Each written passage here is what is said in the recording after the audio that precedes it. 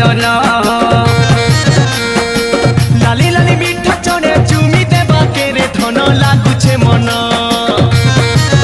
हाय रे केते धन हाय रे धन मलमलई करी तुमे मलकुती सन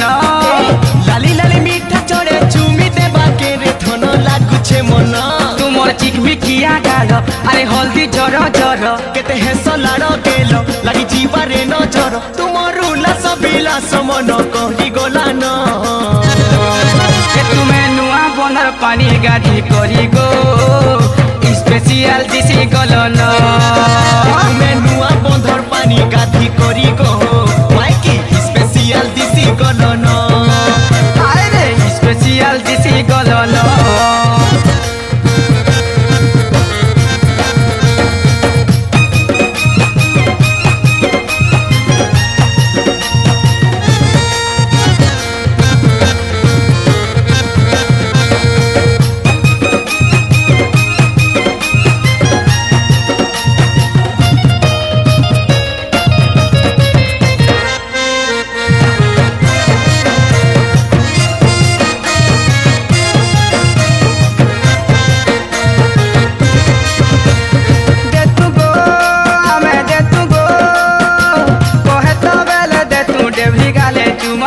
डेवरी गाले चुमा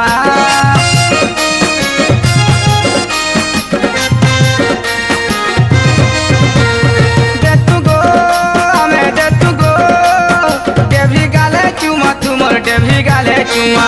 मखा तू फुलर गजरा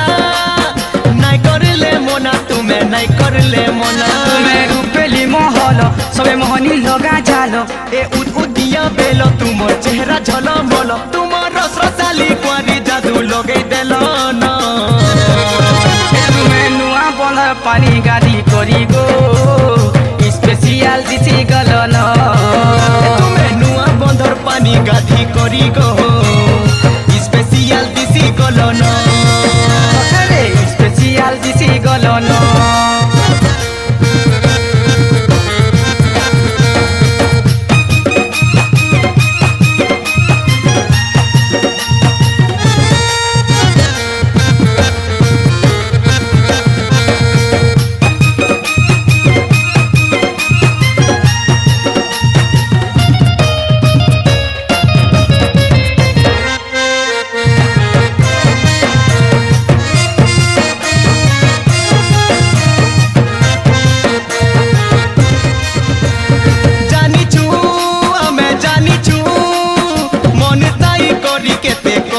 नखरा तुमे करुछ नखरा